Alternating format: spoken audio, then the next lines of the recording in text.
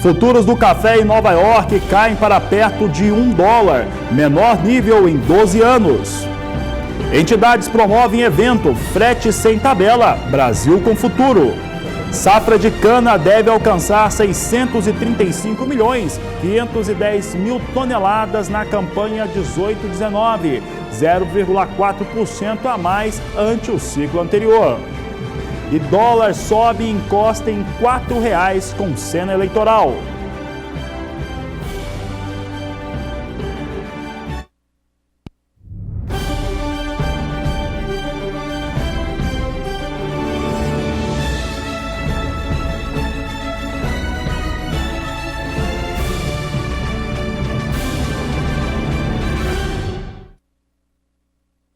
Olá, uma ótima tarde a você. Começamos agora mais uma edição do Agricultura BR. Que bom estar contigo, que bom estar na sua casa, no seu trabalho, para levar informações, destaques que são importantes para a rentabilidade do agronegócio brasileiro. E olha, eu já começo o programa de hoje voltando a falar de pecuária. Você via a Juliana Casanato há pouco trazendo destaques da nossa agenda de leilões, o que está acontecendo em Uberaba, grandes eventos que você acompanha por aqui pelo canal do Boi e principalmente realiza bons negócios. Eu vou voltar para lá, mas agora eu vou voltar lá para o Parque Fernando Costa, nos estúdios do canal do Boi, para falar com o meu amigo Daniel de Paula, que fala um pouco sobre as atrações. Nós estamos com a Expo Genética acontecendo desde o final de semana, Daniel de Paula, e a nossa participação, nós temos muito orgulho disso, de participar fortemente durante essa feira que leva tecnologia e desenvolvimento para os pecuaristas de todo o país. Daniel, boa tarde, seja bem-vindo. Boa tarde, Fabiana, e a todos os que acompanham a Agricultura BR, desde a primeira edição, a verdade é essa, né?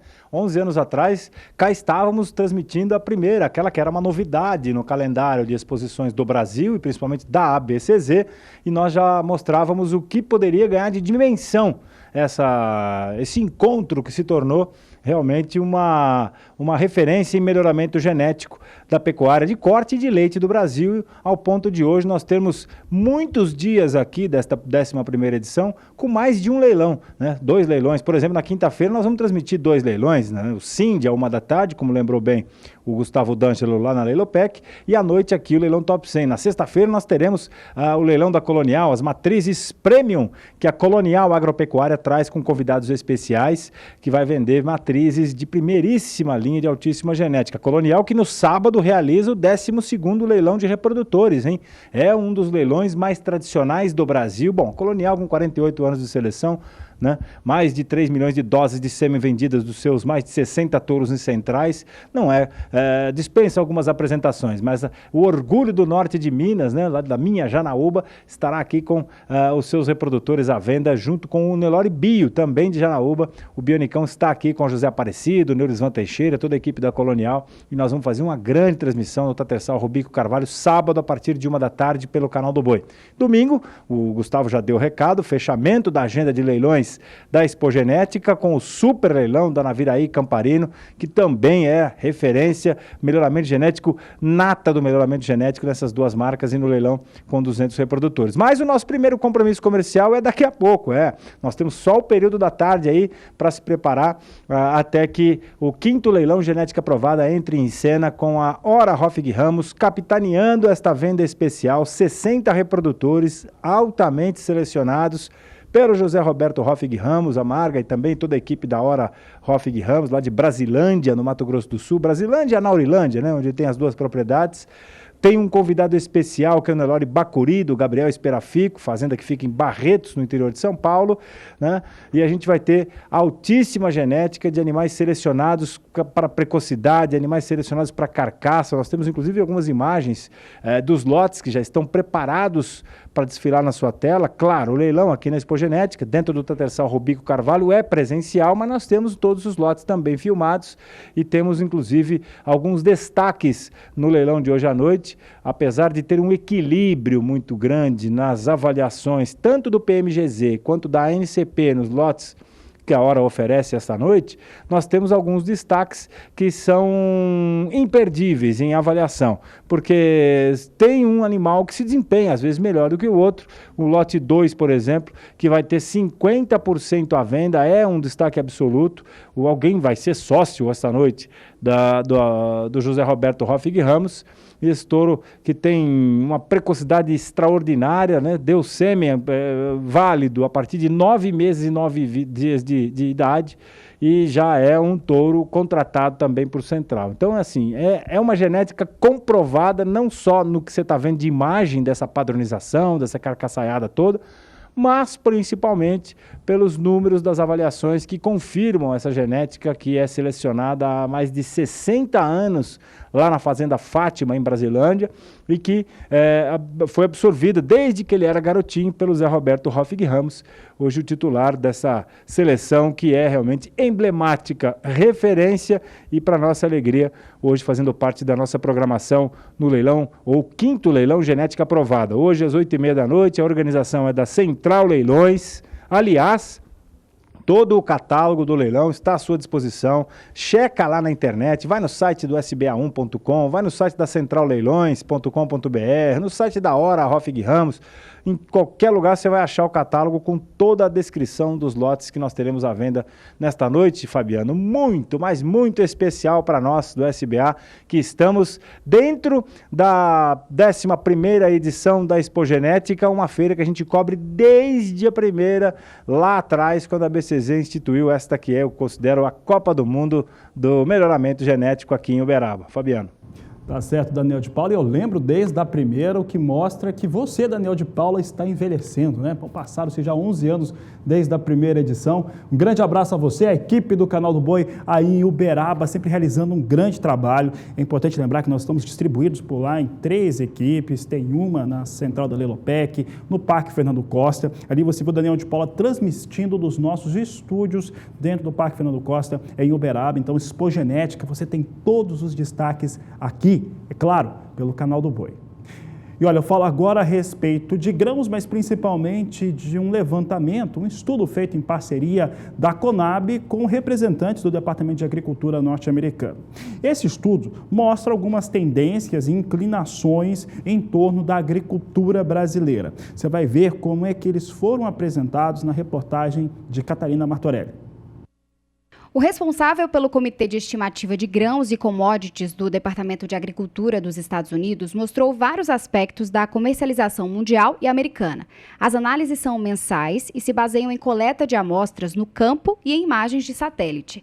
Apesar do assunto ser sobre grãos, também muito importantes no agro brasileiro, o Ministério da Agricultura diz que as políticas agrícolas brasileira e americana são bem diferentes. Nós não podemos comparar a nossa situação financeira com a do Tesouro americano. Os americanos têm um forte programa hoje de seguro agrícola que envolve algo como 40 bilhões de reais por ano.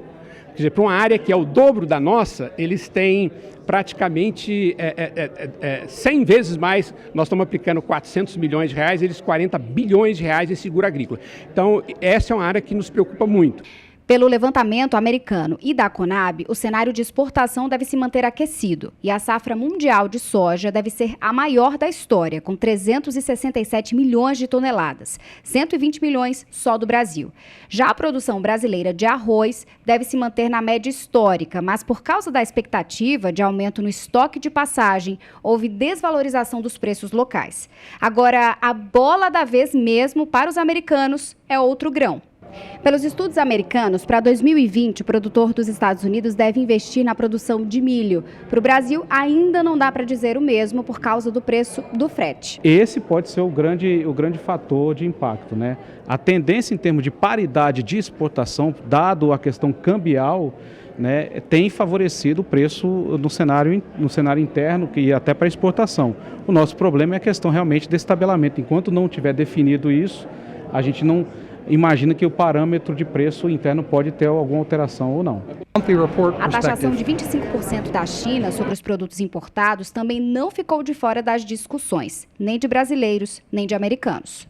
25% tariff on a number of products that are... Há uma taxa, né, dos 25% de importação, e ele vê um aumento na produção e na importação de soja também da China, soja produzida nos Estados Unidos. Segundo o Ministério da Agricultura, de um modo geral, as perspectivas para o Brasil são positivas. A estimativa para o ano que vem, por exemplo, é de um aumento de área plantada. Catarina Martorelli, para o SBA.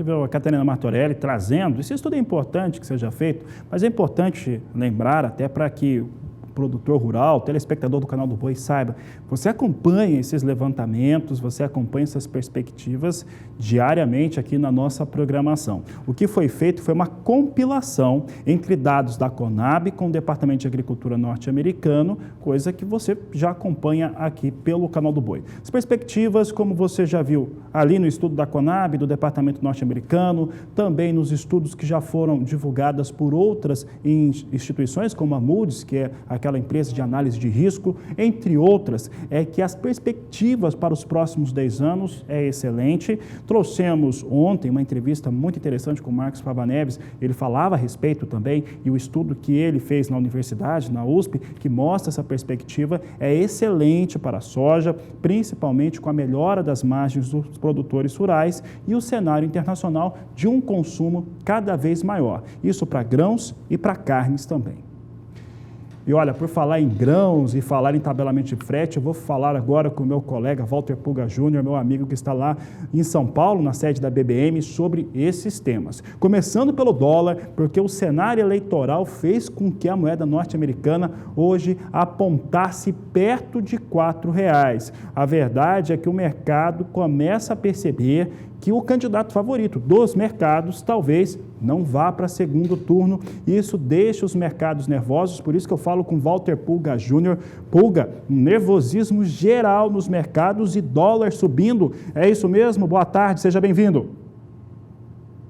Boa tarde a você, boa tarde a todos. Fabiano, de fato, a especulação no mercado com os dados das últimas pesquisas mostram que Geraldo Alckmin, candidato favorito do mercado, não deve se mover rapidamente em crescimento, vamos dizer assim. E isso trouxe para o mercado uma grande especulação. Para você ter uma ideia, agora há pouco o dólar subia 0,85% e neste momento já sobe 0,88%. Dólar é negociado já na oferta para compra a R$ 13,99 mais 15. E há quem queira vender a R$ 13,99 mais 27. Resumindo, o dólar se aproxima já de R$ 4,00. Tudo isso por conta da pesquisa que indica que Geraldo Alckmin não deve sair rapidamente da faixa de 4% das intenções de voto. A campanha na televisão começa daqui a pouco, esse quadro pode se alterar, mas a princípio Bolsonaro lidera entre 18% e 20%, variando aí um pouco, dependendo do Instituto de Pesquisa, como o Ibope, que aponta 18% de intenção de voto para o candidato Jair Bolsonaro. Agora, a pesquisa Ibope, com intenções de voto, está no foco dos investidores hoje. Agora, de um outro lado, eu gostaria de ressaltar que, enquanto aqui o dólar chega perto de 4, na onda dessa campanha eleitoral, o que ocorre lá fora é que a moeda norte-americana, ela opera em queda contra moedas fortes, viu? Não tem nenhuma tendência tão clara na comparação com países emergentes, não. Para você ter uma ideia, o dólar recuava hoje pela manhã, agora há pouco, 0,72% contra o rand sul-africano e recuava 0,5% contra o peso mexicano. No entanto, subia 0,60% frente ao rublo russo e quase 0,5% contra a lira turca. Em relação ao real, a alta é bem mais acentuada, viu, Fabiano? Agora, o socorro deve vir do Banco Central. Daqui a pouco o Banco Central sinaliza para o mercado quantos contratos de swap cambial foram leiloados, né? O Banco Central oferecia nesta manhã cerca de 5 bilhões e 200 milhões de dólares para o mercado, com vencimento agora em setembro. Tudo isso para aplacar aí uma busca constante pelo dólar, essa especulação que traz o dólar em aproximadamente R$ 4,00. Praticamente R$ 4,00 o dólar já é negociado hoje. Passou de R$ 13,99 e já arruma para os R$ 4,00. É esperar para conferir, isso já era, de certo modo, aguardado pelo mercado, especulação em torno da eleição deve trazer o dólar em alta. Agora é saber quando o dólar passa de R$ 4,00. Ainda não chegou lá, mas está perto, Fabiano. É com você. Pulga continua conosco, porque o Pulga vai trazer uma informação importante, porque amanhã vai acontecer um evento que ele tem algumas formas de discutir politicamente, economicamente e também sobre o aspecto de gestão o famoso tabelamento de fretes. Esse evento, ele diz o seguinte: Fretes sem tabela, Brasil com futuro, e é organizado por 8 instituições, que aí engloba a CNI, a Confederação Nacional da Indústria, a ProSoja Brasil, tem a Biov, tem a Citrus Brasil, tem diversas instituições, são 8 instituições ao todo, que realizam esse grande evento.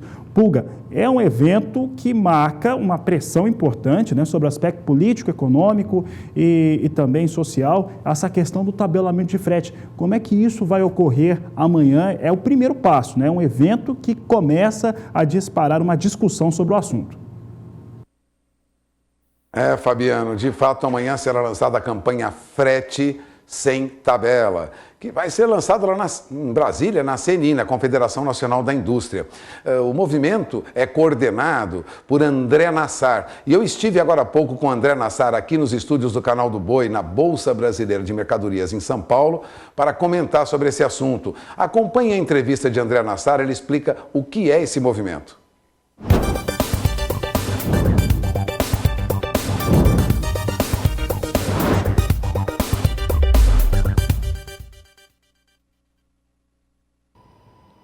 E nesta quarta-feira, em Brasília, um seminário lança a campanha Frete Sem Tabela.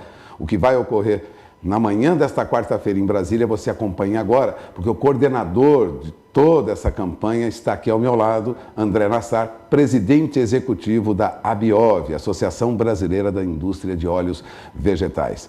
André, o que é esse seminário que ocorre amanhã em Brasília? Então, nós estamos lançando, a ABIOV, junto com mais 7 entidades, estamos lançando uma campanha que é para a gente mostrar que essa lei do piso mínimo de frete, na verdade, é um tabelamento de frete. Vai impor sobre a sociedade brasileira um frete tabelado que só vai subir e vai ter grandes impactos na economia como um todo, dado que a gente precisa usar o transporte rodoviário no Brasil inteiro, que é um país de dimensão continental. Bom, esse movimento que será lançado agora é um movimento hashtag Frete Sem Tabela? Isso aí. É uma campanha, nós vamos fazer uma campanha, vamos gerar informação, a gente vai promover seminários como esse que vai ser na quarta-feira, dia 22, a gente vai... teremos vídeos aí circulando, esclarecendo os problemas para a economia brasileira. A gente quer focar nos impactos para a economia brasileira, mostrar como é negativo essa política de tabelamento de frete para a economia brasileira, para o consumidor e também para as empresas. Nassar, já há uma avaliação do prejuízo que vocês consideram irreparáveis para a economia brasileira? Quer dizer, o prejuízo em reais, quanto seria isso? A gente tem várias avaliações diferentes, né? Tem estudos que mostram que o frete subiu entre 70% e 150%, né? E quando você pega esse impacto e distribui para o resto da economia, porque essa subida do frete vem todo ele para o bolso das transportadoras e para os caminhoneiros. A gente vê um impacto na economia como um todo que pode chegar até a 40 bilhões de reais, porque você vai tirando renda, reduzindo o consumo e gerando inflação para toda a economia brasileira. Bom, não envolve apenas entidades ligadas ao agronegócio. Você comentava que nós temos também a indústria de alimentos, muito preocupada. Quem está envolvido nessa campanha? Então, são 8 entidades. A ABIOV é a minha entidade, né? Temos as 2 principais entidades de carnes, da indústria de carnes, que é a BPA, que é de carne de frango e suíno, e a ABIEC, que é de carne bovina. Temos a ABIA, que é a Associação Brasileira da Indústria de Alimentação. A ProSoja Brasil, que representa os produtores de soja e milho. Temos a Citrus BR, que é laranja, temos a Única, que é cana-de-açúcar, né? E a ABIA? A ABIA já falei, né? E a CNI, né? Que a gente não pode esquecer, a Confederação Nacional da Indústria, que desde o início está nos apoiando e está fazendo N campanhas. O evento vai ser no prédio da CNI amanhã. Então, assim, nós temos toda a indústria e o agro envolvido nessa campanha. Bom, só para lembrar, serão abordados nesse seminário 3 aspectos. O aspecto econômico, nós teremos 3 debatedores discutindo economia. Teremos também um estudo jurídico, na sequência, envolvendo juristas que analisaram a legislação que estabeleceu esse frete, né, tabelamento de frete, e depois aspectos políticos, né? São políticos que vão discutir a saída, a provável saída ou alternativa política para essa questão. Muita gente envolvida nessa campanha? É muita gente. Além das entidades, a gente tem todas as equipes aí, né? A gente imagina que vai ter casa cheia, a gente imagina lá umas 200 pessoas lá no evento. E, claro, vai ter tudo que deriva da campanha, porque nós vamos ter apoiadores, essa coisa toda vai crescer e a gente espera criar um movimento que esclareça para o brasileiro que tabelamento de qualquer tipo é ruim. A gente vai mostrar todos o sofrimento que foi para a economia brasileira no passado, quando o governo tentou tabelar alguma coisa. Nós vamos reviver um pouco esses períodos muito negativos que todos nós vivemos com os tabelamentos passados. Bom, como você vê, Fabiano, o mercado trabalha a partir de amanhã com maior preocupação, não só com a campanha presidencial, mas também com problemas como esse, tabelamento de frete, que alteram em muito a economia. E não fica restrito aí ao agronegócio, né, Fabiano? Todo o transporte no Brasil é afetado por isso. Notadamente, a indústria de alimentos, que também agora está engajada nessa campanha. Lembrando que nós teremos amanhã, a partir das 9h30, na Confederação Nacional da Indústria, um debate envolvendo aspectos econômicos, jurídicos, portanto de legislação e políticos em relação a esse frete que agora é tabelado e os seus impactos irreparáveis na economia brasileira. Fabiano, é com você. Obrigado, Walter Pulga Júnior. Pulga volta amanhã na edição do Agricultura BR. E esse tema, você já sabe, né? Cobertura completa pelo Canal do Boi. Nossas equipes de reportagem em Brasília vão acompanhar todas as discussões, o que está se falando nesse evento que fala a respeito de tabelamento sem frete, Brasil com futuro. Essa é uma crítica importante, porque é claro que isso atinge de maneira determinante. Podemos falar que o PIB do Brasil em 2018 será 50% menor, exatamente por conta daquela paralisação dos caminhoneiros que passou do prazo e também essa proposta de tabelamento de fretes.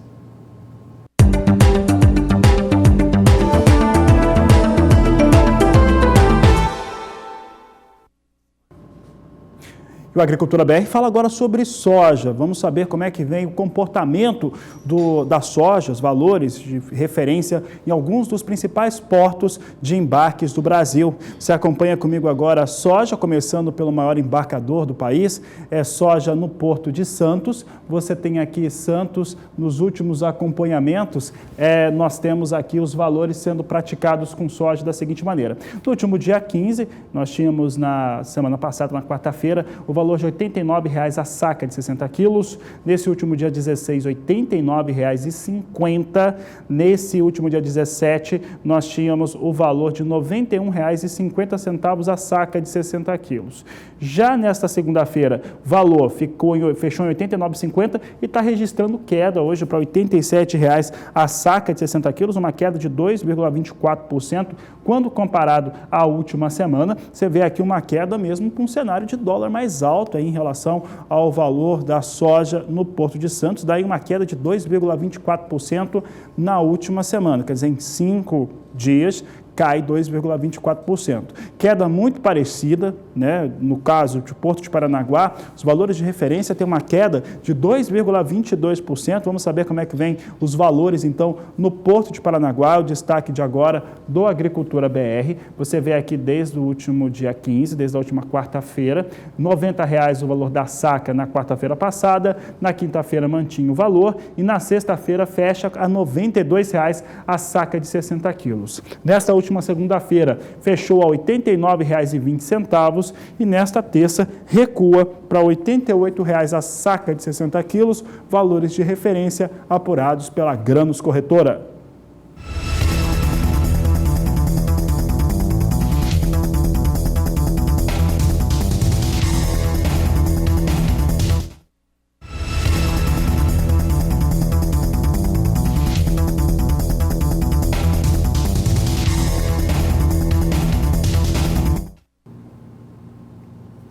E o Agricultura BR agora fala de um projeto muito interessante, muito legal, porque ele acaba trazendo aquela particularidade que pode fazer com que a agricultura brasileira fique cada vez mais competitiva.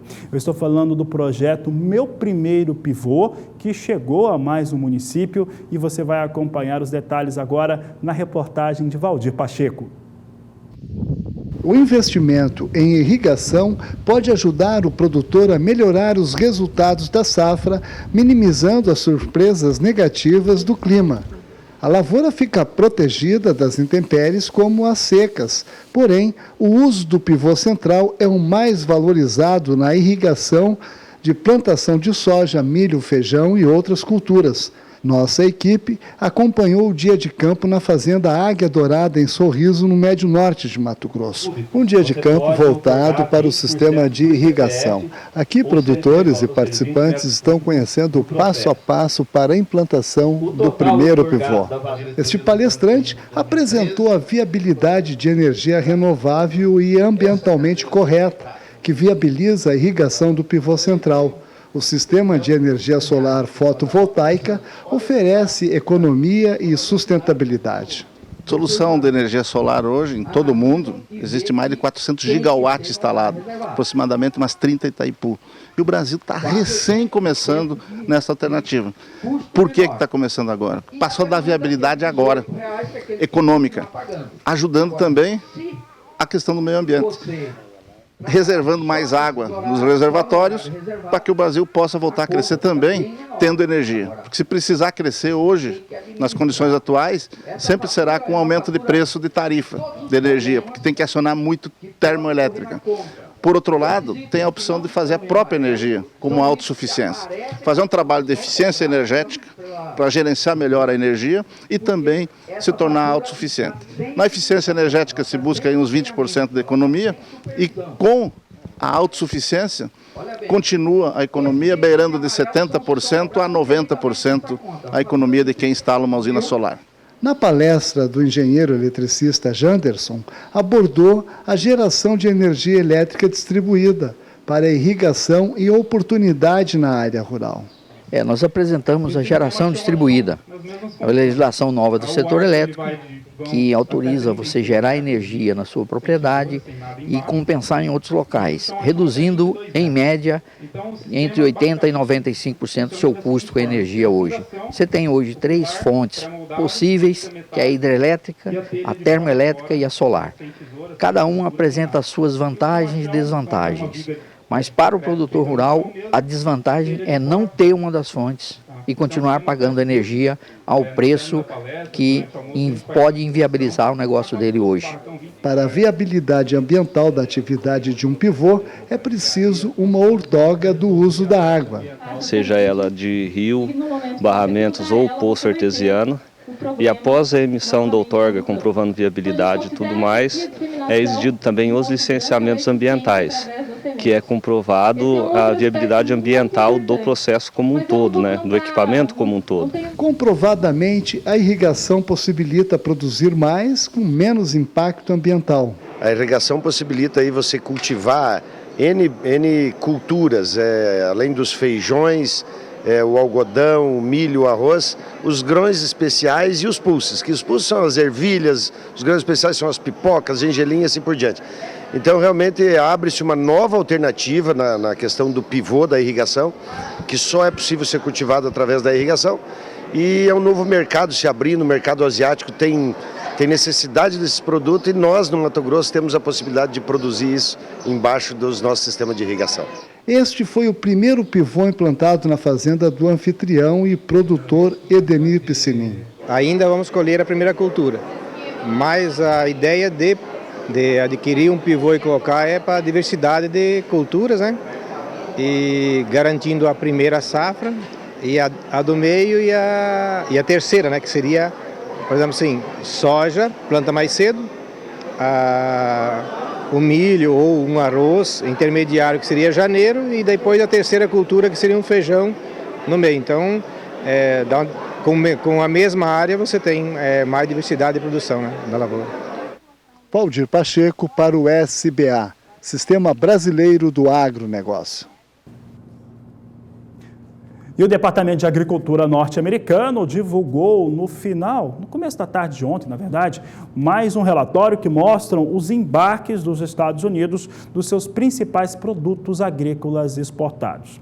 No caso da soja, teve um bom volume exportado, como você vai acompanhar agora no gráfico comigo, mostrando como é que foi a semana, encerrada no último dia 16 de agosto, e também como é que está o acumulado de safra. Veja só, aqui o Agricultura BR trazendo destaque que até o último dia 16, o total embarcado foi de 639 mil toneladas e a safra norte-americana tem um registro total, no momento, de 54 milhões 590 mil toneladas de soja em toda a temporada. Temporada, oficialmente, 17 e 18, que encerra com o início da próxima, nesse dia 1º de setembro. Então, tem poucos dias ainda de embarque os norte-americanos.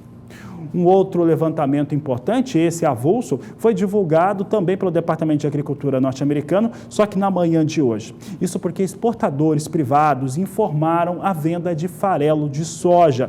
Vamos ver qual foi o volume de farelo que foi vendido pelos exportadores norte-americanos. A entrega é para a campanha 2018-2019 para destinos não declarados. O volume, de acordo com o Departamento de Agricultura norte-americano, foi de 250 mil toneladas de farelo de soja, mostrando que há demanda sobre os produtos do complexo soja dos Estados Unidos. E a Agricultura BR agora mostra para você como é que vem os negócios com soja na Bolsa de Chicago. Vamos acompanhar, então, detalhes a respeito de como é que vem essas negociações. Nós tivemos as posições de mais curto prazo durante as últimas semanas, elas tendo um sobe e desce, principalmente por conta dessa situação de ter ou não uma conversa melhor entre os representantes de China e Estados Unidos. Ontem ainda eu acompanhava o noticiário internacional porque Donald Trump dizia que não apostava muito não nas conversas que começam nesta semana. Aí o mercado reage de uma maneira não tão positiva, muito mais em clima de suspense. Olha só, posição de setembro vem a $8,75 o bushel, perde neste momento quase 1 cento de dólar, vai perdendo aí 0,8%. O mesmo acontece com a posição de novembro, $8,86 mais 4 por bushel. Janeiro, $8,98 por bushel. E março, $9,09 por bushel. As posições vão perdendo entre 0,8% e 0,9% agora nos negócios com soja em Chicago. Quem sobe, logo na abertura do programa, você viu esse destaque com Walter Pulga Jr., é o dólar. O Pulga falava o seguinte, né, meu colega lá em São Paulo, dizia que essa situação que nós temos da corrida eleitoral presidencial no país, com o candidato preferido dos mercados, e a gente falou claramente, temos dito isso, os nossos entrevistados, analistas econômicos e políticos que participam do programa, falaram claramente que é o Geraldo Alckmin. Enquanto ele não cresce, as pesquisas mostram que ele não cresce, o mercado vai ficando nervoso e começa a precificar essa situação. O dólar hoje se aproximava de R$4 e há pouco estava testando R$3,99. Veja como é que vem o dólar agora. Dólar comercial vem com movimento de alta para o dólar vem a R$3,99 mais 2, movimentação de alta de 0,88%, dólar vai se aproximando da caixa de R$4, e é importante ressaltar, enquanto tiverem essas posições, enquanto essa corrida eleitoral não tiver uma definição um pouco melhor na visão do mercado, ou enquanto o mercado não precificar o que está acontecendo, é muito possível que o dólar continue disparando e passe dos R$4. O fato é que a situação hoje atual, são duas pesquisas que estão sendo feitas por conta da situação do Brasil, né? As decisões demoram um pouco mais para ser tomadas. Uma que considera o ex-presidente Lula como candidato, que mostra o presidente Lula com 36%, 37%, sendo seguido ali por o Jair Bolsonaro com quase 20%. No cenário sem Lula, Jair Bolsonaro lidera com 23%, 24%, com Marina Silva com 12% na segunda posição. Esse é o cenário das pesquisas. É claro que ainda está bem no começo, não começou a campanha em televisão, mas é o cenário que o mercado tem absorvido. Quase todo dia está sendo uma pesquisa de algum órgão e isso mexe bastante com o humor dos mercados. Daqui a pouco, no Agricultura BR, nós vamos falar que o café em Nova York teve ontem o pior cenário de preços dos últimos 12 anos. Eu falava sobre essa situação, falava que o dólar ele sobe, eles acabam castigando o valor do café e isso é ressentido aqui no Brasil. Você que é cafeicultor, você já pode começar a participar do programa, manda sua mensagem no WhatsApp. O número é 67996562266. Nós vamos para o intervalo, mas antes, você fica aí com as informações dos parceiros do SBA. Com Fosfosal, o meu gado melhorou, o meu lucro aumentou e a vida sossegou. Bem-vindo à segunda temporada do Momento Fosfosal, o multimineral injetável que estimula o seu rebanho nos momentos de desafio da sua propriedade. E para essa temporada, preparamos para você uma série de depoimentos de pecuaristas por todo o Brasil que usaram e comprovaram a eficácia de Fosfosal, aumentando a lucratividade da fazenda. Acompanhe no vídeo. Na questão de adaptação para confinamento e no desenvolvimento desses animais também na fase de recria, que teve um diferencial visual, assim, né? Porque não teve uma medição exata, mas deu para perceber que teve um ganho visual, assim, que foi positivo. Os animais que usou o produto se adaptaram mais fácil, né? Na questão do confinamento, né? Após a fase da recria ali. Menos problema de estresse, os animais foram mais tranquilos para o coxo e resultando um melhor ganho de peso, né, nesses animais. O produto é válido, eu indico para outras pessoas usarem que vai ter benefícios e resultados com o produto. O uso do produto, a gente percebeu um melhor desenvolvimento nos animais, uma melhor aptidão para ganho de peso. Eu achei muito importante esse produto. Pode usar sem dúvida que é um produtaço. Entrada de animais em confinamento e adaptação de coxo. Esse era o desafio nessa propriedade. Bruno, explica pra gente qual o estresse gerado nessa situação e de que maneira a Fosfosal resolveu o problema. O Fosfosal é um multimineral injetável indicado nesses momentos de alto desafio, como por exemplo a entrada dos animais no confinamento. Os animais eles chegam numa realidade completamente diferente e precisam passar por uma adaptação no coxo. Então, com o Fosfosal, a gente entrega alguns minerais que são essenciais para o metabolismo do animal, facilitando esse processo de adaptação. Então, o animal fica mais produtivo e isso representa mais lucratividade para a fazenda. Obrigado, Bruno. Aumente o score corporal do seu rebanho também. Ligue 0800 847 2222 e peça Fosfosal, uma injeção de peso. Fosfosal, uma injeção de peso. E o Agricultura BR fala agora sobre crédito, principalmente crédito rural, e um acesso mais rápido. Este é o assunto de agora da entrevista do Agricultura BR.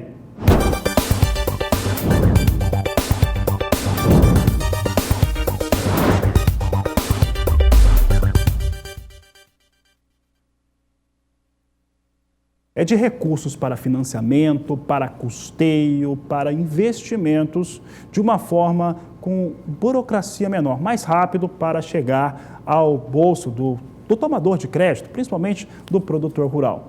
Para falar a respeito deste assunto, eu recebo aqui em nossos estúdios o superintendente do Banco do Brasil de Mato Grosso do Sul, o Glaucio Fernandes, nosso convidado nesta tarde de terça-feira. Glaucio, sempre um prazer recebê-lo, obrigado por ter aceito o nosso convite mais uma vez. E é um procedimento interessante, né? Nós estamos num período no qual o produtor rural, por exemplo, está com um recurso com taxas de juros mais baixas, né? E o acesso fica mais rápido, é isso? Como é que fica mais rápido, Glaucio? Boa tarde, seja bem-vindo. Boa tarde, Fabiana, boa tarde a todos os telespectadores do Agricultura BR, prazer em estar aqui de novo. O Banco do Brasil está cada vez mais agindo para buscar eficiência operacional e poder surpreender e levar uma boa experiência aos nossos clientes. Então, o que a gente fez no caso dos nossos clientes pecuaristas foi buscar internamente uma solução onde a gente tratou de forma proativa todos os nossos limites de crédito, revisitamos com base em especial no histórico que esse cliente mantém conosco e fomos bastante assertivos e bem-sucedidos. Então, numa primeira ação, isso colocando um piso de R$200 mil por operação. A gente já conseguiu pré-aprovar mais de 1.000 operações, com um volume total de 421 milhões, e as ofertas estão ocorrendo. Então, nosso grande propósito, nosso grande objetivo é levar liquidez para o nosso parceiro, para o nosso produtor rural. A gente vive um cenário com alguma volatilidade e ele tendo recursos em caixa, ele pode seguramente tomar a melhor decisão. Quando você fala pré-aprovado, né, você já está dizendo o quê, Glaucio? Que, por exemplo, aquele produtor rural que tem um bom histórico, né, que o seu histórico vem com bom acompanhamento junto à instituição financeira, ele na hora da tomada de crédito dele, na hora que ele identifica, vou fazer um investimento, vou fazer a aquisição de matrizes ou de reprodutores, ele já chega e ali ele já tem uma situação que já está analisada pelo banco. É isso que você está dizendo? Na verdade, é até adicional e além disso. A gente já está levando o contrato pronto, o cheque pronto para ele poder utilizar. Então, a gente já conhece também a característica desse produtor rural, o que ele utiliza no seu custeio pecuário para comprar sal, para pôr outros pequenos investimentos. Então, quando a gente fala pré-aprovado, é porque basta ele assinar o contrato. O nosso gerente já está levando para ele a oferta, a solução, em parceria com as assessorias técnicas, com quem negociamos uma condição diferenciada. A gente, com um projeto técnico simplificado, feito em conjunto, basta o cliente aceitar a oferta, assinar o contrato, que no dia ou no máximo no dia seguinte o recurso para ele será acreditado. E é uma operação que, se eu não estou enganado, é inédita no Brasil, Glaucio. Foi uma lógica que desenvolvemos internamente aqui no Mato Grosso do Sul, de novo, de tal sorte que a gente possa apoiar o segmento de pecuária. São clientes que têm uma tradição muito grande dentro do Banco do Brasil, tem um histórico, como eu disse, bastante positivo, e a gente tem bastante conforto de estar levando essa solução. E a gente está bastante feliz que a surpresa desse cliente de receber essa oferta, do Banco do Brasil sinalizar para ele que gosta de trabalhar com eles, tem alguns que não tinham sequer histórico de tomada de recursos, mas quando você leva essa solução e mostra que é um custo que varia entre 6% e 7% ao ano, seguramente eles gostam de receber essa abordagem. Principalmente esse produtor rural, né, esse pecuarista, esse cliente do banco também, ele realmente não tem tradição como o agricultor tem de fazer essa tomada. E aí ele tem essa possibilidade de fazer investimento, de reformar pastagem, como eu disse, fazer aquisição de animais, de matrizes, de reprodutores e trazer uma evolução de rebanho, que é esse resultado que nós temos visto também com a pecuária brasileira. Exatamente, a gente percebe que a pecuária vem dando espaço para a agricultura. Aqui no Mato Grosso do Sul a gente ainda tem um rebanho de 22 milhões de cabeças de gado, mas a área utilizada é cada vez menor.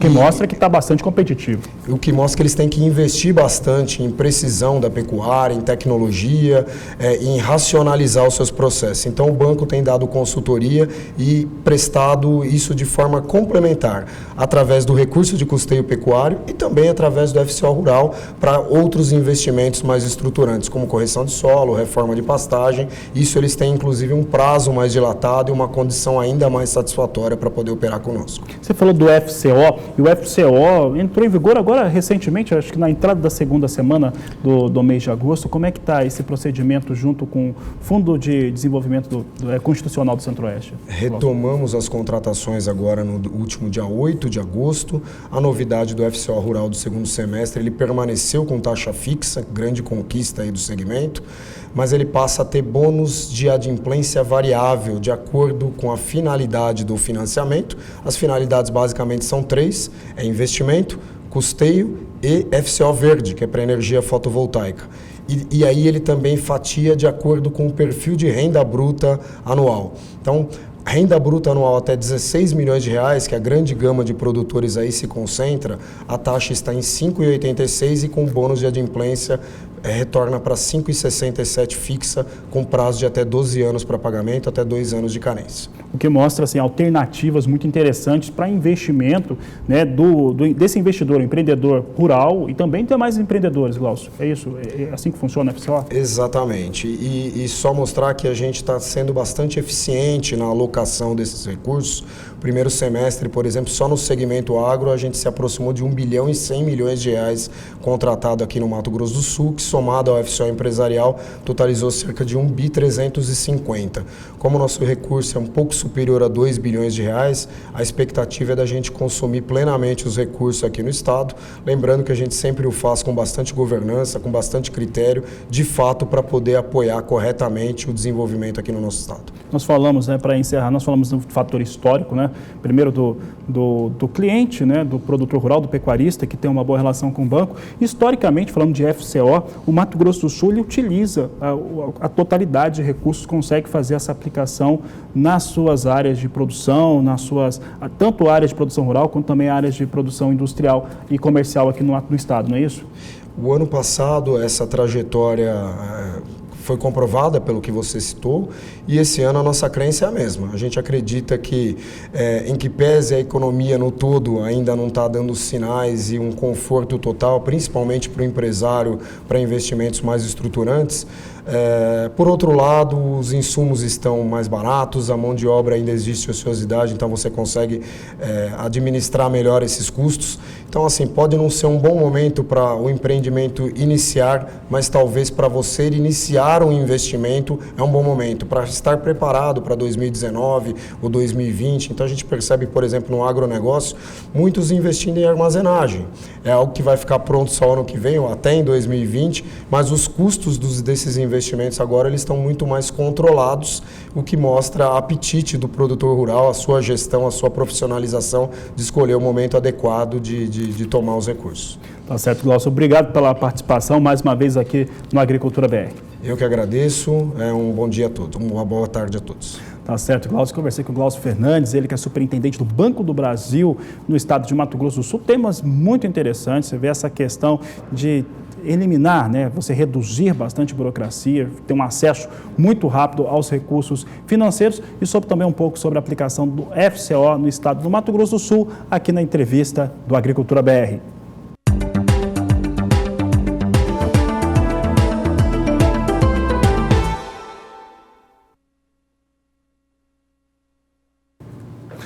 E por aqui o Agricultura BR fala do estado do Mato Grosso agora. Vamos saber como é que vem o desenvolvimento da colheita do milho. Mato Grosso praticamente já colheu tudo, tem uma pequena parcela de milho ainda para ser colhida. Mato Grosso não teve problemas climáticos, ao contrário dos demais grandes estados produtores de milho em segunda safra, como Paraná, que teve grandes problemas, Mato Grosso do Sul também grandes problemas na segunda safra, e Goiás, que pode-se dizer que também os problemas não foram fáceis, não. Mas Mato Grosso está praticamente concluído. Vamos ver os dados do IMEA, Instituto Mato Grossense de Economia Agropecuária, que mostra o desempenho da colheita de milho em segunda safra no estado de Mato Grosso.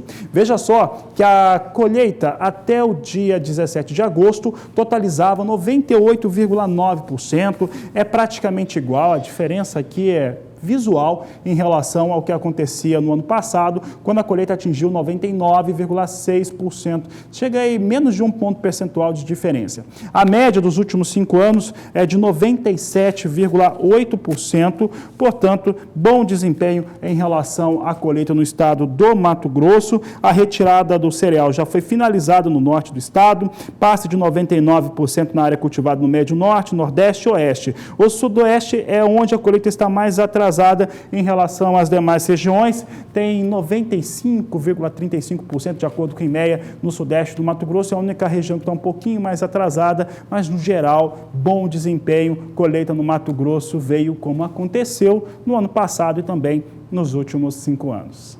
Vamos saber agora de como que fica a previsão do tempo para esse finalzinho de colheita no Mato Grosso. Mato Grosso é um estado muito grande, um dos maiores estados da federação, e tem ali umas regiões, sub-regiões dentro do estado que determinam a questão climática e também trazem ali uma pressão sobre quem está plantando ou está colhendo. Para falar a respeito do clima, nós vamos até São Paulo agora, até a sede da Somar Meteorologia. A Juliana Rezende já está aqui comigo. Juliana, boa tarde, seja bem-vinda. Mato Grosso está terminando essa colheita de milho, mais uma grande safra. Mato Grosso vem com bom desempenho. Como é que fica o clima para esse final de colheita? Boa tarde, Juliana.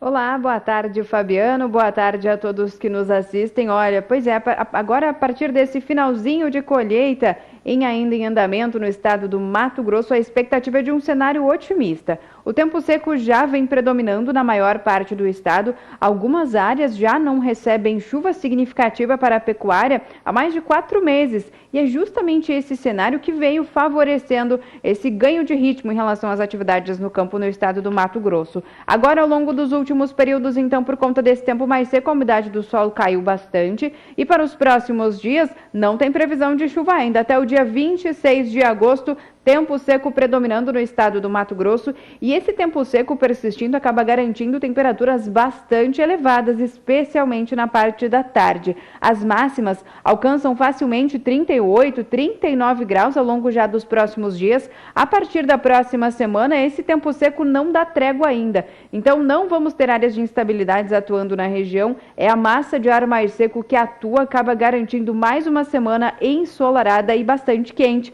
As temperaturas seguem altas, em torno de 36 a 37 graus, entre o dia 27 até o dia 31 de agosto. Já nos primeiros dias do mês de setembro ainda não tem previsão de chuva, a temperatura vai seguir bastante elevada durante as tardes. Então, Fabiano, no decorrer das próximas semanas, até pelo menos a primeira semana do mês de setembro, nada de chuva no estado do Mato Grosso. A expectativa é de semanas com tempo firme, ensolarado e também com temperatura bastante elevada.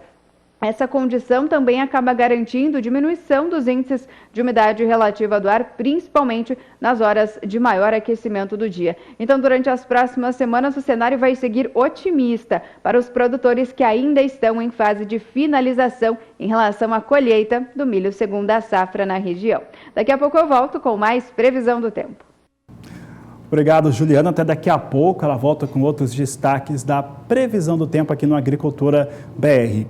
E olha, nós vamos para o intervalo comercial. Daqui a pouco nós vamos falar a respeito de um livro. Um amigo meu está lançando, está entrando aqui no estúdio, Pedro Puccini, vai falar a respeito dessa publicação que trata sobre meios de produção, logístico, sobre aspecto jurídico, entre outros. E um livro escrito a várias mãos. Você vai entender como que ele vai contribuir para o agronegócio nacional. Nós vamos para o intervalo. Você aproveita para participar do programa, você participa do programa através do nosso WhatsApp. O número é 67996562266. Nós vamos para o intervalo e voltamos já.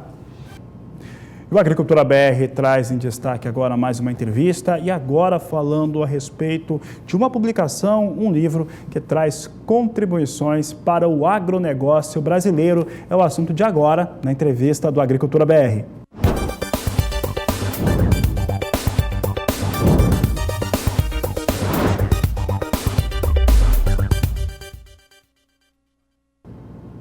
Bom, e esse livro que eu estou citando, ele aborda diversas situações sobre os meios de produção, de logística, de atividade do agronegócio.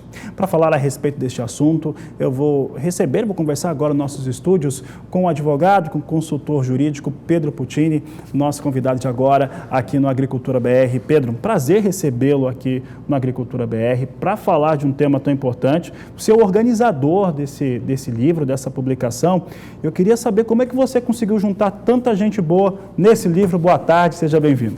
Boa tarde, Fabiano. Boa tarde a todos que nos assistem. É bom revê-los, estar aqui no programa. E esse livro, ele surgiu de dentro de um curso, né? É fato que a gente está com um déficit aqui de curso, de livro, e estava precisando muito de um momento como esse agora. Ano passado a gente fez um curso na Universidade Católica Dom Bosco sobre direito aplicado no agro.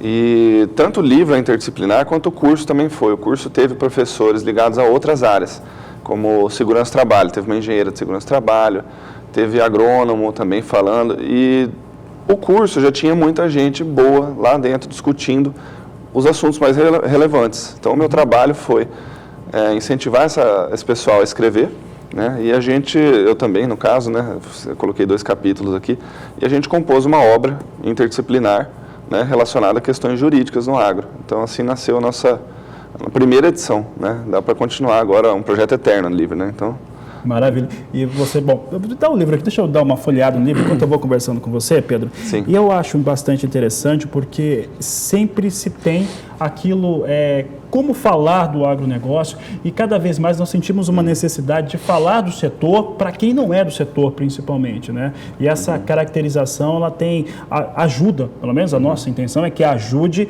com que as pessoas que não sejam compreendam melhor o agronegócio. O livro passa por essa... Por que tem muita gente boa que está escrevendo aqui? Não vou citar o nome de todo mundo, mas assim, muita gente falando sobre assuntos diversos, sobre entendimentos e conhecimentos diversos, mas agronegócio. Foi muito bem colocado, Fabiana, essa tua ideia de que ele é de conhecimento para outras pessoas também, porque é assim que a gente tem visto o livro ser recebido, né? Quem dá uma folheada pelo sumário da obra, fala, poxa, são os assuntos do momento, né? E não é só para quem estuda direito, né? O livro tem questões relacionadas a contratos, o produtor precisa saber os aspectos mais importantes dos contratos de arrendamento, de parceria. Agora há pouco vocês estavam com o pessoal do banco aqui, o pessoal do banco já me disse que muitos contratos chegam lá com cláusulas erradas e tem problemas com essas coisas, né? Agora, o Fundo Rural também, que já nos últimos 2 anos aí está incomodando bastante, tem um capítulo também.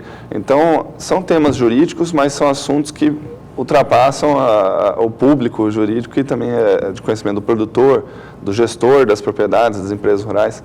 Então, esse feedback tem sido bastante interessante para a gente, né?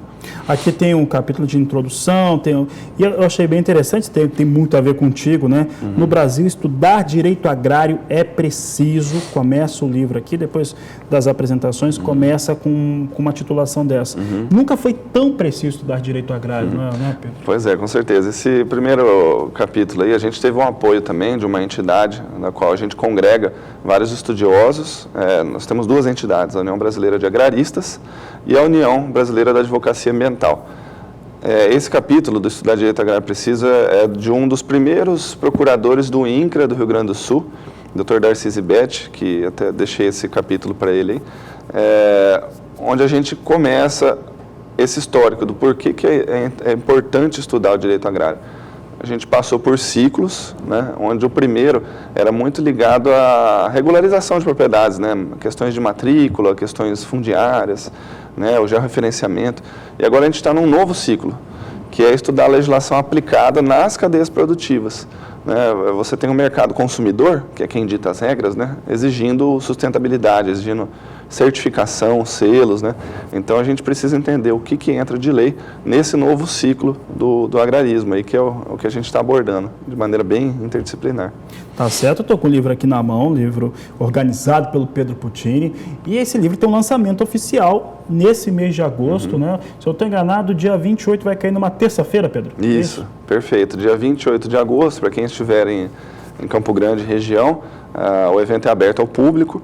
O evento tem uma programação, não só o lançamento do livro, a gente vai ter a apresentação da obra, claro, eu vou fazer uma apresentação rápida, também temos uma palestra de um outro advogado que também escreveu uma obra aqui do Mato Grosso do Sul, o Dr. Leonardo Lobé, escreveu um livro de tributação no agro, só sobre tributação. E ele vai participar também do nosso evento, debates com alguns dos autores, né, porque são vários temas, e ao final a editora vai estar lá com alguns livros para quem interessar em adquirir, né, a gente faz uma sessão de autógrafos, aquela parte mais de confraternização. E gente para autografar vai ter bastante. Né? Vai, dia 28 às 19 horas começa o nosso evento.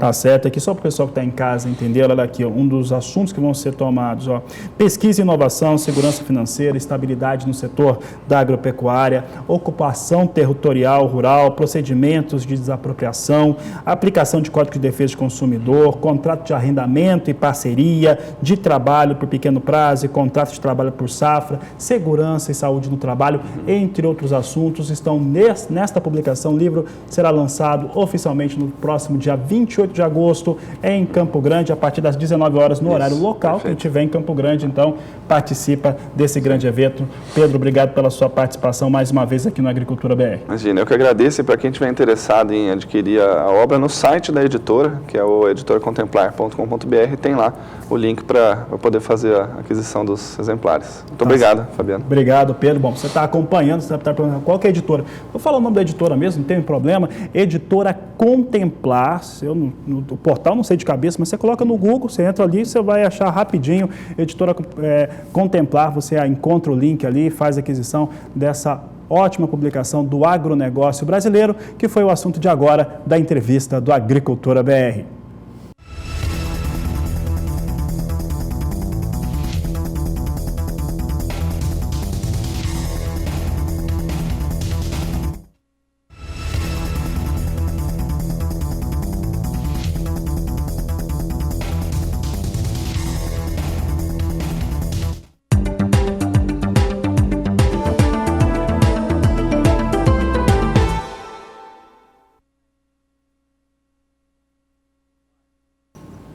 E a Conab divulgou mais um levantamento da produção de cana-de-açúcar para a temporada 2018-2019. Uma temporada que se mostra bastante alcooleira, isso é uma novidade que nós temos trazido, né? Não chega a ser uma novidade mais, mas temos falado há bastante tempo, até porque os preços do açúcar despencam no cenário internacional. Então, uma safra bastante alcooleira, na qual a Conab divulgou a sua previsão de moagem de cana-de-açúcar em todo o país. Você vai acompanhar conosco os dados que foram apresentados pela estatal brasileira na manhã desta terça-feira. Você acompanha comigo aqui o que a Conab está dizendo, que vai ter uma moagem de cana-de-açúcar ligeiramente maior do que aquilo que aconteceu no ciclo passado. A campanha 2017-2018 totalizou 633.260.000 toneladas de cana-de-açúcar que passaram pelo processo de moagem. A 18-19 pode alcançar 635.510.000 toneladas,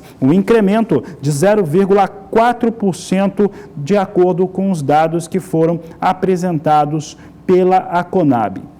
A queda que eu estava falando, sugerindo do açúcar, está diretamente relacionado aos preços do adoçante. O que deve acontecer, de acordo com a Conab, é uma redução na cana destinada à produção de açúcar na ordem de 10,14%, o que é extremamente normal para a situação atual de mercado. Vamos ver como é que fica a destinação de cana para produzir açúcar.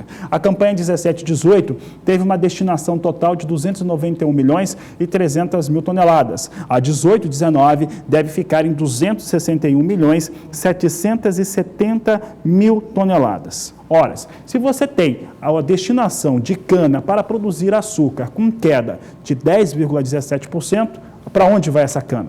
É claro que vai para a produção de etanol. E a alta da cana destinada à produção de etanol fica em 9,37%, para ser bem preciso para você que acompanha a Agricultura BR. Então, vai ter mais cana destinada à produção de etanol no Brasil. Veja aqui os dados que foram apresentados pela Conab. Pode mudar aqui, você está mostrando aqui produção de açúcar antes. Produção de açúcar no Brasil deve ficar aqui nessa ordem. Você tem aqui 37.860.000 toneladas de açúcar que foram produzidos na campanha 17-18, vai cair para 34.240.000 toneladas. Esse aqui é o mapa que mostra a produção de açúcar no Brasil. Vou pedir para a nossa produção, se tiver condições, de colocar a cana que será destinada à produção de etanol. A cana que será produzida, etanol, no Brasil, tem uma elevação de 10%. Agora sim o pessoal colocou, porque ela aqui se eleva. Veja só, a campanha 17-18 foram 341.950.000 toneladas de cana destinada a produzir etanol. Sobe muito, sobe para 373.730.000 toneladas na nova safra 18-19, portanto, a safra é, sem sombra de dúvida, bastante alcooleira. Já a estimativa de produção de etanol também tem uma elevação. Essa elevação fica muito parecida com aquilo que foi apresentado em relação à cana destinada. O que quer dizer? Que vai subir 10% a oferta de etanol no Brasil. Esse é o último gráfico que eu destaco agora. Etanol vai ter uma quantidade pelo menos 10% superior. Na campanha passada foram 27.220.000 toneladas. A 18-19 deve chegar a 30.410.000 toneladas. Sobre este assunto, mais cedo, a equipe do Canal do Boi em Brasília conversou com os técnicos da Conab. É uma característica do mercado de açúcar, do mercado de cana. É um sinal favorável, porque para o consumidor brasileiro, no setor de transportes, o etanol acaba facilitando. E a rentabilidade das indústrias fica mantida em virtude da flexibilização que ela pode fazer entre o etanol e o açúcar. Essa queda do açúcar não preocupa, já que do etanol está... O ideal é que nós conseguíssemos ter uma boa produção de açúcar e etanol, mas as conjunções de mercado nos fazem agir dessa maneira. É uma questão internacional.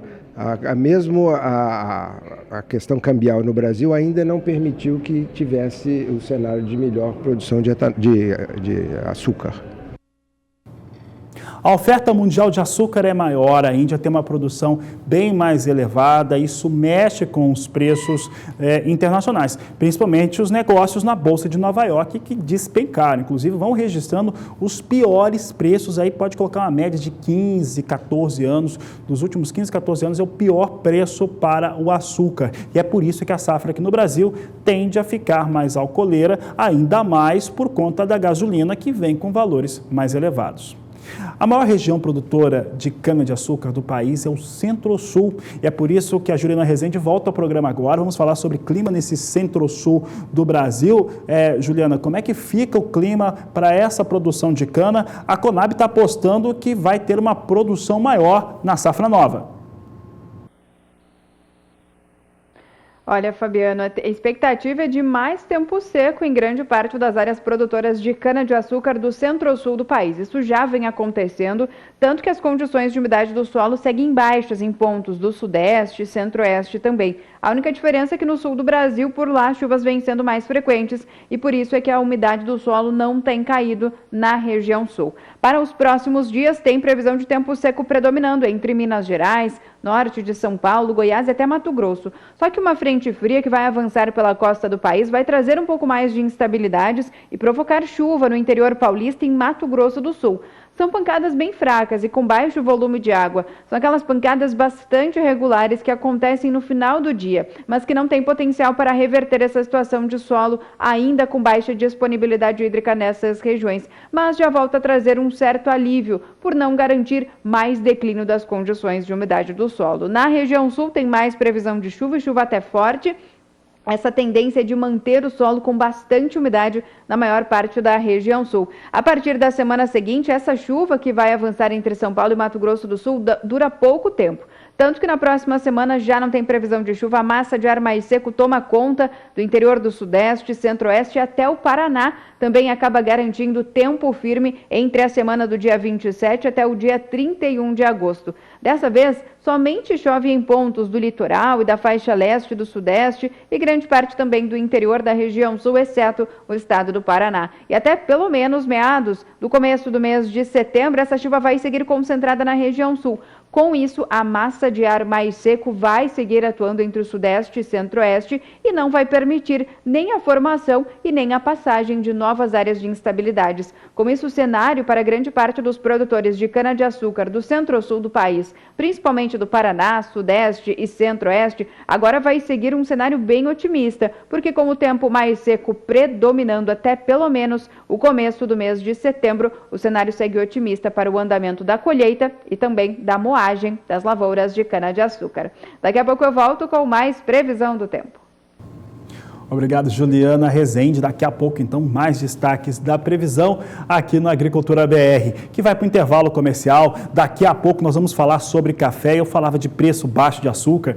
Olha, a situação do café também não está nada fácil na Bolsa de Nova York. Nesta última segunda-feira, os registros na Bolsa de Nova York, plataforma ICE, trouxe para o pior valor de negociação do café dos últimos 12 anos. Daqui a pouco, este e outros assuntos aqui na Agricultura BR. Situação anda bem complicada para o produtor de café arábica no país. E este é o assunto de agora, aqui no Agricultura BR.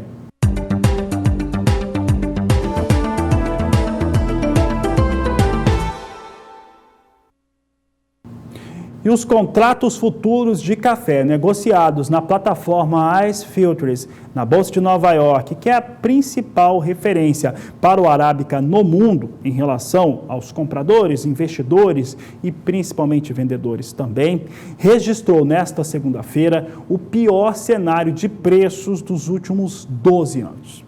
Essa situação que nós temos visto já há algum tempo, ela vem lastreada por uma série de, talvez, confusões de mercado, e é por isso que tanto se diz no Brasil que é necessário ter uma outra referência em relação aos negócios com café arábica no mundo. O que está acontecendo? Primeiro, o Brasil vem com bienalidade positiva para a produção de café, portanto a safra vem cheia. A produção brasileira, independente da qualidade, e olha que muita gente apostava numa safra ainda maior, uma qualidade muito forte, mas a seca se abateu, teve problemas climáticos em Minas Gerais e isso fez com que a produção reduzisse um pouco.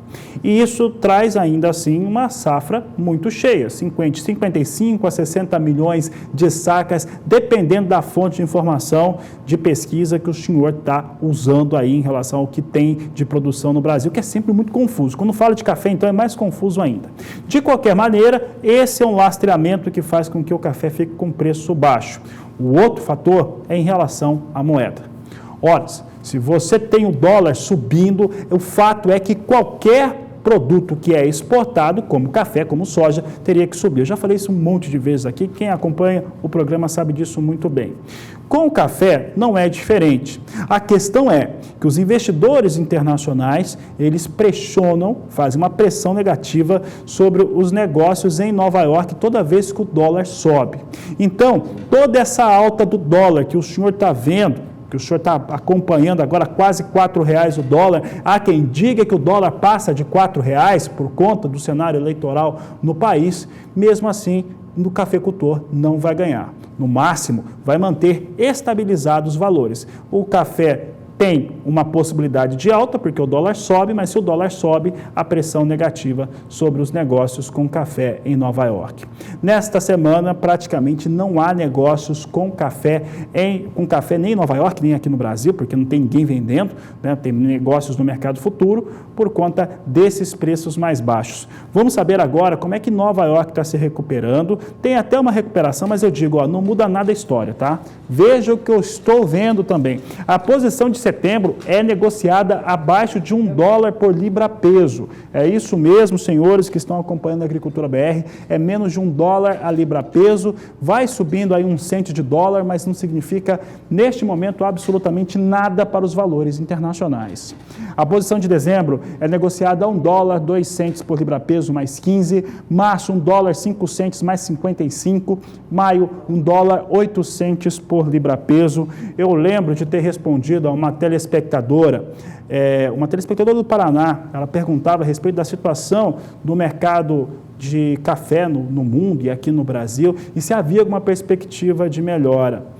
Eu respondi que a situação era agravada pela expectativa de uma safra mais cheia no Brasil e principalmente essa pressão em Nova York. Em resumo, eu já dizia que não acreditava em recuperação de preços ainda este ano aqui para o Brasil, para o café arábica. Essa situação vai, infelizmente, se confirmando, porque a pressão exercida por esses investidores continua sendo extremamente elevada.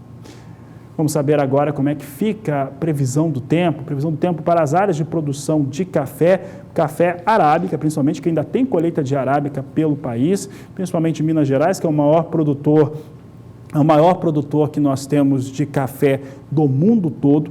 E você acompanha comigo agora como é que fica a previsão do tempo por lá, para quem tem ainda café sendo produzido. Você tem aqui comigo café sendo característica aqui para o clima. Juliana Rezende, como é essa perspectiva de clima? O mercado está péssimo, o preço é muito baixo em relação ao café. Como é que está a situação climática para quem tem café no campo ainda?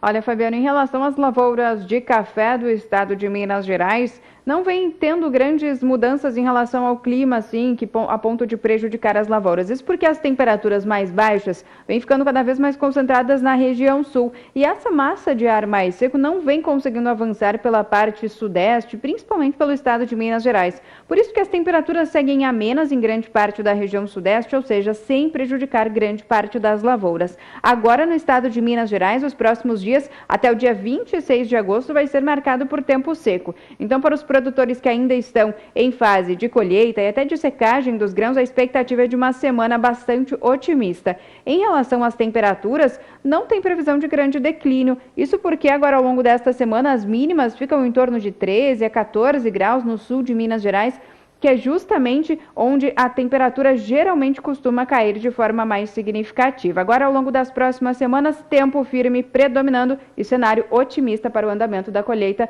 do café no estado de Minas Gerais. Hoje eu encerro por aqui a minha participação, mas amanhã eu volto com mais previsão do tempo.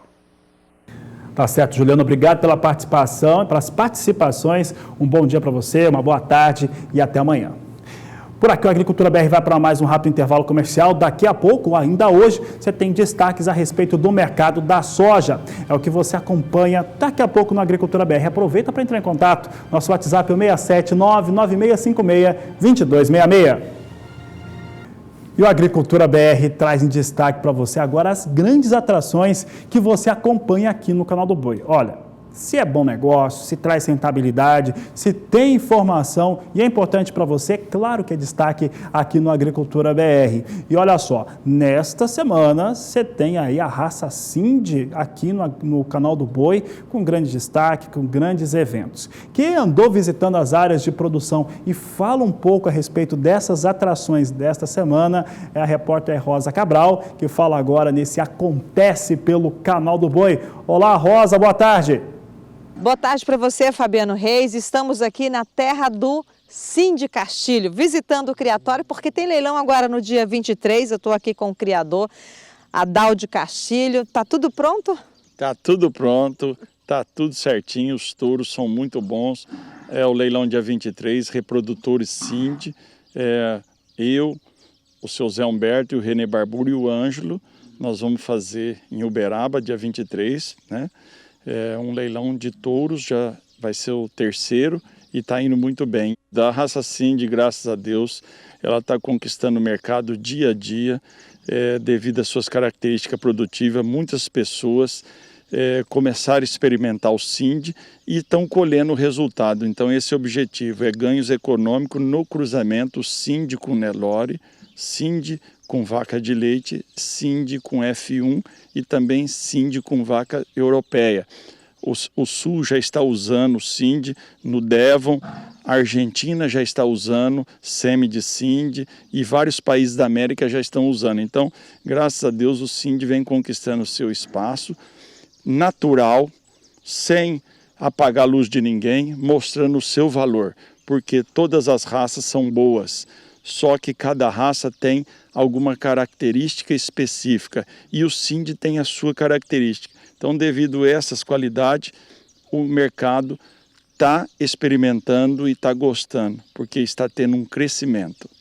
Não, eu quero agradecer a todos que já adquiriram o Sind, todas as pessoas que já experimentaram e que já me enviaram dados do resultado deles, tanto na desmama, como na fertilidade dos touros, no número de touro que cobre por número de vaca por touro, e também já está vindo abates técnicos que clientes já estão fazendo com os meios-sangue. Então, eu quero agradecer a todos vocês, que vocês estão consolidando, estão mostrando que o resultado não é o que eu apresento.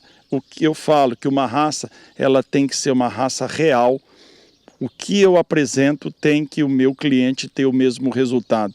Eu sei que eu tenho um gado de volume, que hoje eu forneço genética. Então, mas toda a genética que eu vendo é uma genética que serviria para mim. Não é porque eu estou vendendo que ela não serve para mim. É que hoje eu tenho volume e eu tenho que disponibilizar o que eu tenho de melhor. É o que eu venho fazendo esses anos todos, por isso que a raça vem crescendo.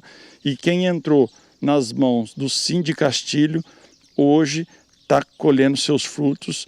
Eu trabalho na sucessão, como minha família fez, e a gente sempre está trabalhando no melhoramento genético da raça Sind, buscando cada vez mais leite, carne, rendimento, eficiência produtiva e também o gado precisa ter rusticidade. Tá aí, Sind Castilho. Olha, a Agricultura BR vai para o último intervalo comercial desta edição. Daqui a pouco, as últimas informações, destaques do mercado da soja.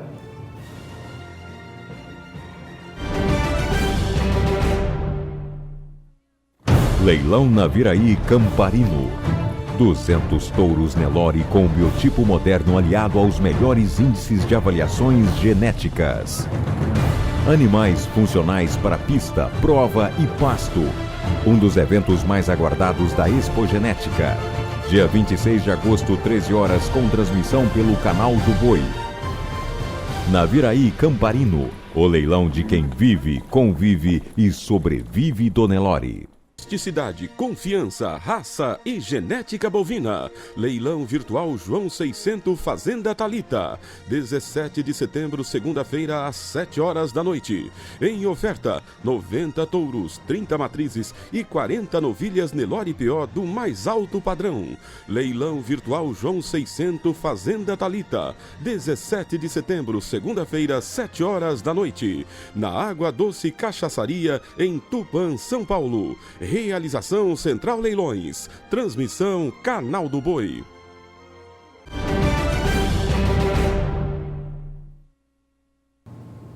Momentos finais do programa, vamos saber como é que vem soja negociada em Chicago neste momento. Soja abria hoje com queda, a perspectiva era essa mesmo, reduz a queda, soja vem praticamente agora na estabilidade, as posições, principalmente as duas últimas lá do mais curto prazo, vindo acima de $9 o bushel. Quem vem subindo é o dólar. Dólar comercial sobe no Brasil com o cenário eleitoral, permanece mais ou menos como estava antes, R$ 3,99 mais 3, alta de 0,91% para a moeda norte-americana. O fechamento você vê na próxima edição às 17 horas e 20 minutos, porque você já sabe.